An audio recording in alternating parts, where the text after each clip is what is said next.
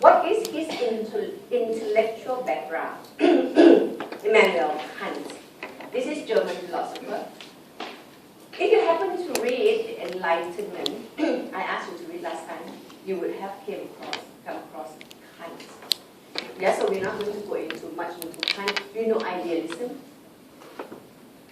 Idealism is a perspective that look at idea as a basis. You know that one, you know already. We did idealism so many times. One thing that you don't know yet is interpretivism. Yeah, Kant say there is no fixed idea. There is no objective structure. Yeah, all things depend on interpretation.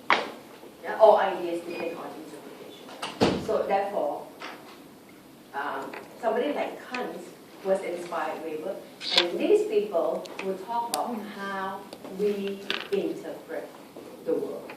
The world is not given as it is. We interpret our role, for example. Yeah. So all this will come later on the way we interpret the situation. Another thing that Kant has inspired Weber is the idea of being value relevant. You go to field work, you go to do research, right? You try to make familiar things. You try to be neutral. You try to get rid of your value.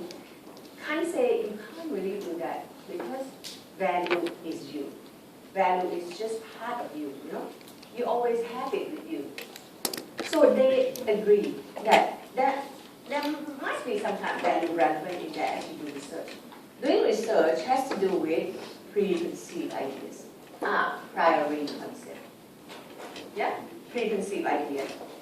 As well as go and mix with people, experience things with them. So you can go to field work, you can go to experience it, but you can't help it. You have preconceived ideas or priori knowledge. Yeah, never mind if you don't want to the word a priori, never mind, just preconceived ideas. Yeah, you go to field work. That's why, if you remember Eileen Barker, yeah, Eileen Barker said she went to work. She wrote down notes. She wrote down things she saw. Also, she wrote down who she was at that point. Yeah, so that after finish, go back, she can read, you know, that this picture is seen by this person who has this value, has this mood, has this preference at that time. We always bring bias with us. Yeah? And so we have to admit that's bias.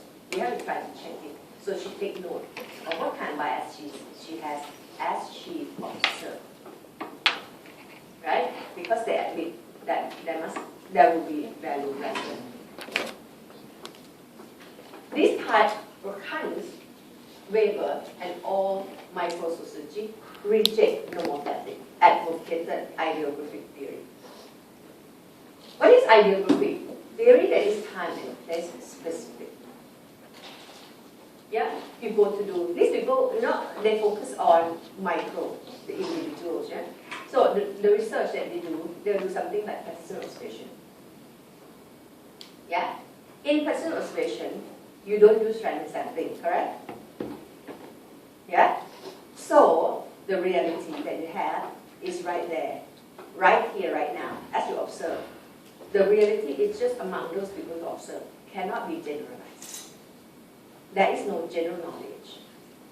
So the theory that comes from that is called ideology. The theory that is right there, right here, right now, cannot generalize to other time, other places. Yeah? It's something like when you do deductive research. You mean triangle upside down? Yeah? Research first, and then theory. Yeah? That is a type of research done like personal observation would be inductive. Right? Participant observation is inductive. Inductive produced when we say research first and then theory. That kind of theory is ideographic. Yeah? As opposed to something called nomothetic. Nomothetic is general theory. No more means law. L-A-W law. So nomothetic is general or law-like theory. Something like law of gravity. Yeah? Law-like. Something that looks like law of gravity. Yeah? Which is general, universal, abstract, can apply everywhere. Law of gravity, you can go anywhere, anytime, it's true. Yeah, that is a type that is generalizable. But these people say, no, this kind of theory will not be generalizable because it's only true at certain points.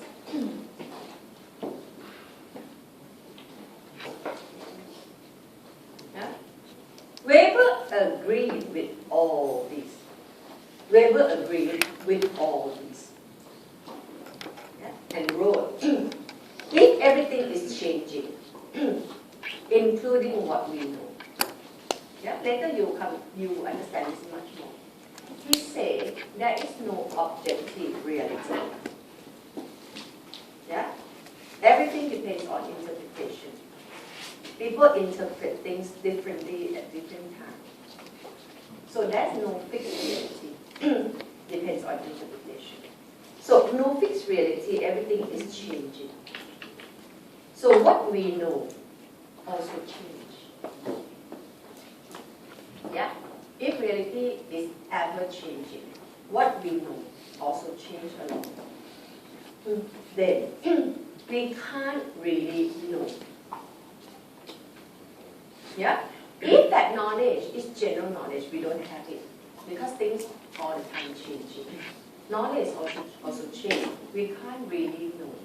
If that knowledge is something like what Marx, what Durkheim, these people produced nomothetic theory. Nomothetic theory. Durkheim theory is called nomothetic. Marx theory is called nomothetic. Durkheim said, if suicide happens, one cause, social integration, moral regulation, everywhere, every time. Nomothetic. Marx said, society is conflicting everywhere, every time. And society changes through dialectic, everywhere, every time. That is nomothetic, general theory. Yeah? Weber said, we can't really have that kind of knowledge, that kind of general knowledge. We can only describe the course of event. We can only describe, not even explain, you know. In sociology, explanation and description is very different, you know. We don't just use the word describe to mean explain, we don't do that. Do you remember explanatory research and descriptive research?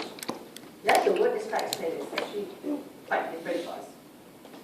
He said, we can only describe this is happening, and from there, you are going to see something else happening. In his mind, it was Protestant ethics that will bring about capitalism, the course of events. Yeah? We haven't started Weber yet. This is Kant's. Weber was inspired by Kant's idealism. He rejected Marx, structuralism, and materialism. People always say, Weber debated with the dead Marx. Because when Weber was there, Marx was dead. Yeah? But his theory can be seen as a debate with the ghost of Marx. He debated with Marx. Yeah? So he rejected a lot of things that Marx said. Yeah? He rejected Marx structuralism. He rejected Marx materialism. Weber's social action, micro. Marx structuralism, macro. Weber's idealism, Marx materialism. So here, now we're going to from now on start with these two ideas. Yeah. Social action, what he means by that, and then move on to idealism. Now, I'm sorry. For you to understand social action, we have to get that one more time, whether you understand structuralism or not. Do you know structuralism?